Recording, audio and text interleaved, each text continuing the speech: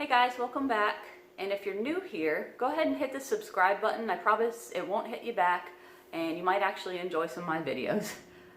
Today I'm doing just a little prepper pantry haul and I want to show you guys some tips and tricks that I've learned over my little prepping journey here. I'm not a professional. I have learned a lot, mostly through you guys, but it's been a process and I kind of just wanted to share some tips that I've learned through experience and hopefully this will help some of the new preppers out. I realize that we're getting a lot of new preppers in the community and I needed help when I first got started, so hopefully this will help them. Just got back from Walmart, did a little shopping trip, and I have a couple things here from other places. I just want to encourage you guys to keep on prepping. Today I actually went into Walmart because I wanted to check out the shelves, scope it out, and see if I could find any shortages or how things were doing, that kind of thing. And I really, to be honest, the shelves are looking good. I didn't see any major shortages. The rice area was pretty bare, and the canned corn. And that's really all I noticed. Everything else was looking okay. Still not the stock that it used to be back in the day. Still, you know, they're still fronting things, that kind of thing. But it wasn't any major shortages that I should tell you about. So scoped out my area. Your area might be different. Anyway, here we go. So I got these cheapo, super thin, uncoated plates that you don't want to put anything liquid on. And the reason I got those is because I realized I was wasting way too much money on those other paper plates. And my son would, you know, put something on there that really didn't require a super expensive plate, and then we were throwing away and wasting a lot of expensive paper plates, and I just don't want to be throwing away money like that. And I know some people don't use paper plates at all, but I'm busy enough as it is, and I like to keep these stocked. One, so I don't have to do dishes. Two, if we do have like a power outage or water shut off, that kind of thing, I'm not going to be washing dishes, so I want to have a good stock of them. I got some more of these Idahoan mashed potatoes. If you like to make homemade potatoes, that's awesome. But if you haven't tried these, they're really good for like a little bag of potatoes. I think they're $1 a piece if I remember correctly. And all it takes is 2 cups of water. Boil 2 cups of water, pour them in, mix them up. And best before date of March 18th, 2022. It will go well beyond that. Trust me, I've eaten some old mashed potatoes before, and they tasted just fine. Those Best By dates for you newer preppers are exactly that. They just taste better before that date. You will not die if you eat it after that. And I mean years after that. I got some more of this Gosner Foods milk from the Dollar Tree. This is one of the best Dollar Tree preps, I think, that they have. I got both the 2% and the whole milk, and 4 of each. They didn't have very many, so I grabbed what I could and still left some behind. I actually really like these, and they will sit in your pantry. They're shelf stable. This is good till June 2nd, 2022. Again, it's a best used by date. I have used it after those dates, and it is just fine. So this can sit, I think, what is it? They're saying 10 months in a pantry. Keep it somewhere cool. Don't put it in your garage or anything crazy like that, but it's nice to have on hand. And then I finally got my hands on some Keystone ground beef. These are the 14-ounce cans, and I found them. We don't have them at our local Walmart, so I found it at walmart.com. Normally they're out of stock at walmart.com. There's no grocery stores around here that keeps this. But I finally found them. No, you know what? It wasn't even walmart.com. It was Amazon. And they were $4 something a can. Is that right? I'll have to go back and check. But whatever the price was, I was like, oh, okay, that's okay. And I've always wanted to try them. I've heard really good things about them. It is a 2-ingredient, look, beef and sea salt. 2 ingredients. Best By date of July 2026. These are the kind of things we need to be stocking up on, guys. Things that have a very long shelf life. I almost don't even want to bust into it to try it because it was so hard to get. So I'm going to keep on checking to see if I can find them online because I can't find them anywhere locally. So I want to stock up on more of those. I did get some more of the Great Value luncheon meat. I love Spam. My son loves it. I love it. I grew up in Hawaii. We ate it all the time. If you guys have been with me for a while, you already know all this, but this is for the newer people who are just tuning in.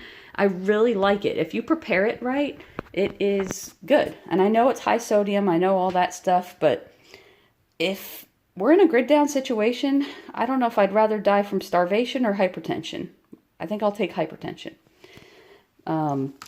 Finally, got the bacon flavored one. I don't know why I've never tried this, but this is my first time grabbing this, so I can't wait to see what it tastes like. You guys say good things about it, so I'm excited. But I got 1, 2, 3, 4 of those and 4 of the regular ones. And these also have a pretty good Best By date, September of 2025. And will go longer than that. But these are good suggestions for people who are just starting to build their prepper pantry. Canned meats, and then we'll get over here to the rice. I grabbed a whole bunch of Progresso soup, and every single one of these are tomato based. So creamy tomato with penne, which I don't think I've seen before. I'm sure they have had it before. I got 6 of those, and then tomato basil, creamy tomato with basil. I love tomato soups, and I've heard things about the drought in California and everything, that they're going to be holding back on their tomato crops as much because the amount of water that they require. I guess they'd rather use the water towards other crops like almonds, which produce more money for them, more capital, and that's what it's all about. I mean, if you are a farmer, you need to make your money, and I know it's a really, really tough job. So they're going to be holding back on tomato production so much with the drought. So I got a bunch of tomato products here. I got some more spaghetti sauces. These are like $1.28 for a bottle. And I get these in the glass jars because they will last longer. And I'm okay with soups in metal cans because I go through these and cycle through these very often. I love me some tomato soup and grilled cheese. And then I grabbed the last bag of jasmine rice. I'm sorry, it's the last big bag. This is a 20-pound bag. My jasmine rice storage was kind of dwindling, so I needed to add to it. And rice lasts so long for you new preppers. I mean, that's probably indefinite. What I do with mine is I stick it in my deep freezer for 4 days just to kill any potential little critters, bugs that may have laid eggs or something in there. And then I take it from my deep freezer and I put it directly into food safe buckets. I don't do the Mylar bags. I have some in Mylar bags, but I cycle through it often enough that it's not going to be sitting in those buckets for like 15, 20 years. I'm going to go through it and, rotate that stock. So I don't use the Mylar bags for most of it. Got a bunch of eggs, some more eggs. I eat a lot of eggs.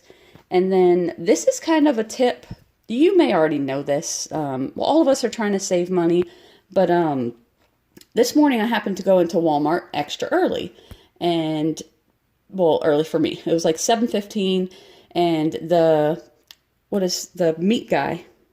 What do you call him? The meat stalker guy, the guy who's in charge of the meats. He was out there putting new product out and marking things down. And I was just talking to him. He's like, hey, are you looking for anything in particular? And I was like, I don't know. I'm just trying to see if there's anything on sale. And he's like, well, what do you want? I was like, maybe some chicken breast. I was just kind of seeing what the best deal was. And he's like, well, hold on now. I think I was just about to mark those down. And he was a really, really nice guy. And he was like, well, yeah, I was going to mark them down tomorrow anyway. So let me go ahead and do that. And he marked these down for me a little bit. Got some pork marked down a little bit. And most of this is going to go in my deep freezer anyway. But, I was talking to him about the price of meat these days and trying to get some tips on when's the best time to get it. And he said early in the morning is, for Walmart at least, early in the morning is when they are there and when they're marking stuff down. And that's why a lot of times you don't see those markdowns if you come later in the day, is because everybody grabbed them up already. So a tip for you: go early in the morning and make friends with the guy who does the meat.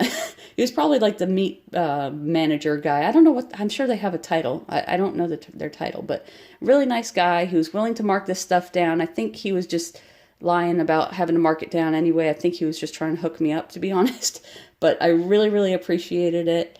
And, you know, we got to pinch our pennies wherever we can. Even though it's only 87 cents on this one and $1.18, it really adds up and makes a difference. I got some more butter. I always put this in my freezer. And then a big thing of dish soap. And I'm going to try this generic Dawn. It's the Great Value Walmart version of Dawn. I usually just stick with Dawn, but I'm going to see, because this was like half the price for this large one. I'm going to see how it does. So besides this little haul, I also wanted to share with you guys some things that I've learned over my prepping journey. I haven't been prepping for a long time. It's been like, I guess, a year and a half now that I've been doing this, and I was one of those that like hopped on the prepping thing during 2020 and everything that was going on, like hardcore prepping. I actually was back in 2013, 2014, I was buying long-term food storage type stuff, but I really didn't get into it so deep as I am right now. So I want to give you guys some tips and tricks that I have learned over my prepping journey, and most of those tips have come from you guys. So I really appreciate the help. You guys are amazing. I love this community. I can't thank you guys enough for everything, and I don't thank you enough. So thank you. Thank you, thank you, thank you.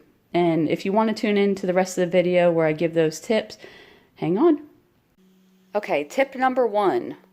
Do not leave your preps in plain sight.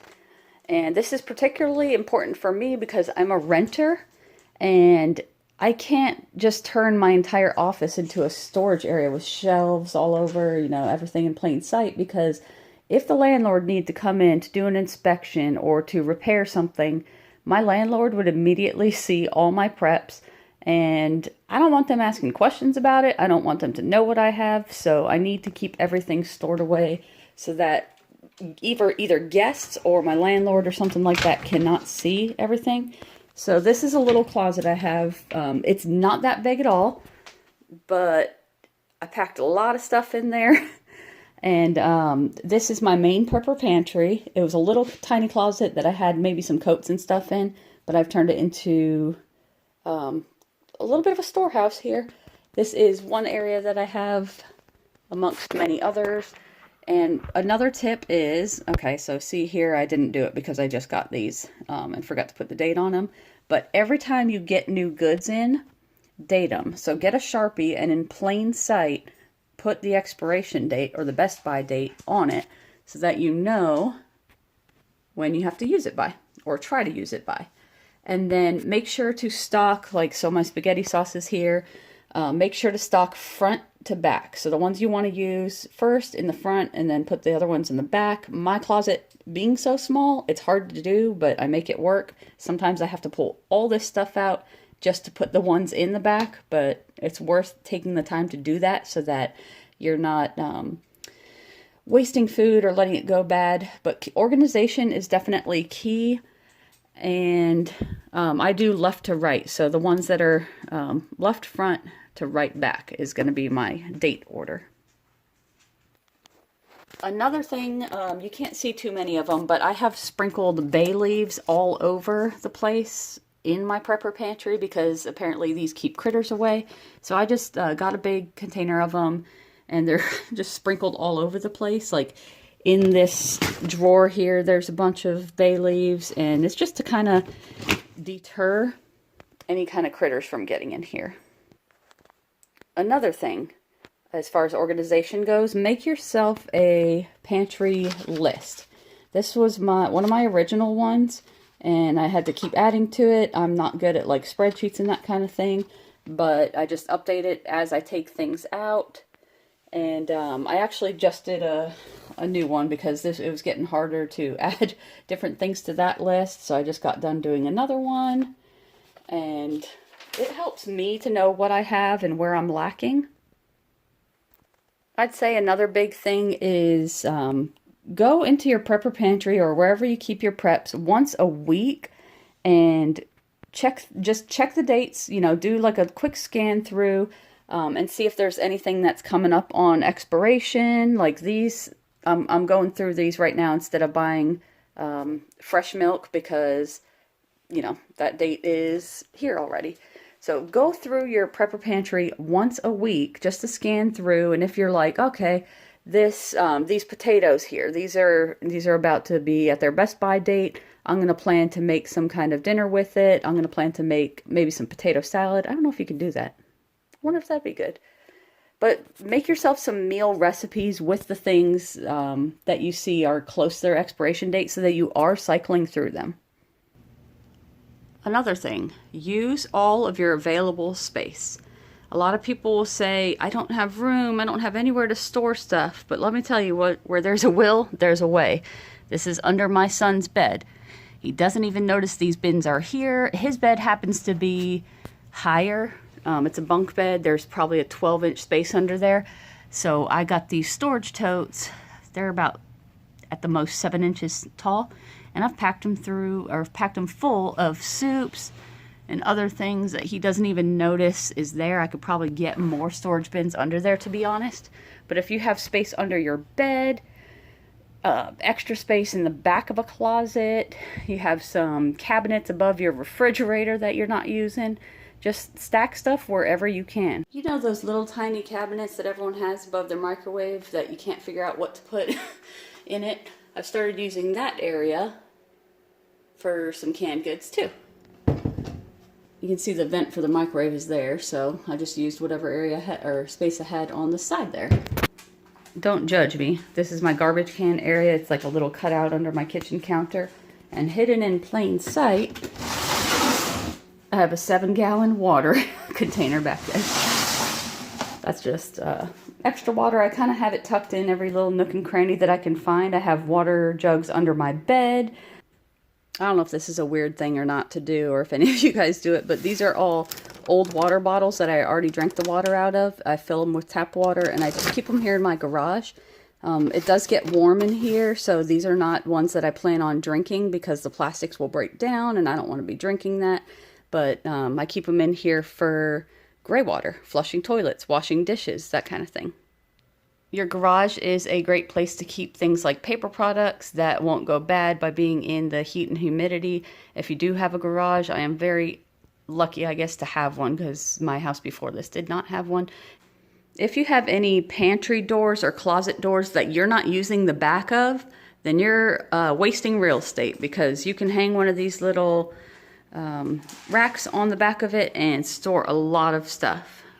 I got this one on Amazon for like under $30. When you first get into prepping, you're going to see a lot of people that use those big 5-gallon storage buckets to store things with or without Mylar bags. They can get expensive, to be honest, to get the food grade ones. If you go to your grocery store, whatever local grocery store is near you, go to the bakery and ask them for their icing buckets or any kind of a dough mix bucket. These I get from Publix. This is their 5-grain bread mix. And I just go back there and they give it to me for free. These are really nice, heavy-duty, 3.5-gallon buckets. All I have to do is clean them. And they're free. I mean, how could you beat free? It has the nice gasket seal there. They close up really tightly and nice. They're heavy-duty. Stock stuff that you actually eat. If you are stocking it and you're not eating it, you're not going to rotate through it, and then it's going to go bad before you get the chance to use it. I bought a whole bunch of this great value chicken and rice and chicken and stars because I was thinking my son would like it because he loves chicken noodle soup. No, he won't eat it. He only likes chicken noodle O's because the O's taste better than any other shape, apparently. So now I have all these soups that I don't know what to do with, and I don't want them to go to waste. I'll probably try to eat them even though they're not my favorite, or just hold on to them or donate them. But stock what you eat. That's so important, and I did not listen to people's comments when they said that. Another tip is know where your stuff is in case of emergency. For me, this is my kind of powers out area. I mean, there's some other random things in there, but my batteries, some of my candles, some of my batteries, my excuse me, Emergency radio, lanterns, that kind of thing, lighters. Most of that is in here. So know where your stuff is in case you need it for emergency, and go through it often to make sure that everything is stocked up the way you want it to be. And I guess one of the last things I learned is that you don't need to start out with your super long-term food storage and go gung-ho and do all the Mylar bags and the oxygen absorbers right away. My suggestion would be to start at a 1 month, then 3 month, then 6 month, then 1 year food supply before you even start getting into long-term food storage.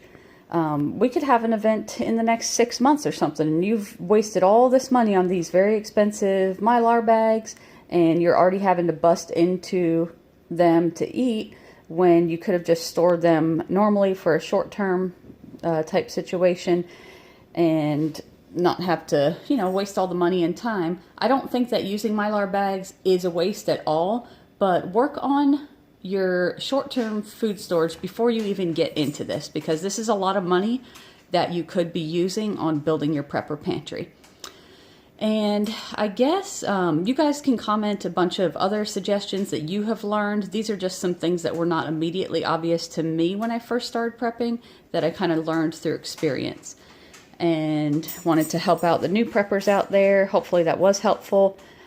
If you are new and you made it to this part of the video, please like and subscribe and share these videos and get people that you know prepping. Without telling them that you're building a food supply and giving away too much information about yourself, kind of maybe drop some hints to them about food shortages, that kind of thing, to help get them ready. Anyway, guys, thanks for tuning in. I'll see you in the next video. Take care.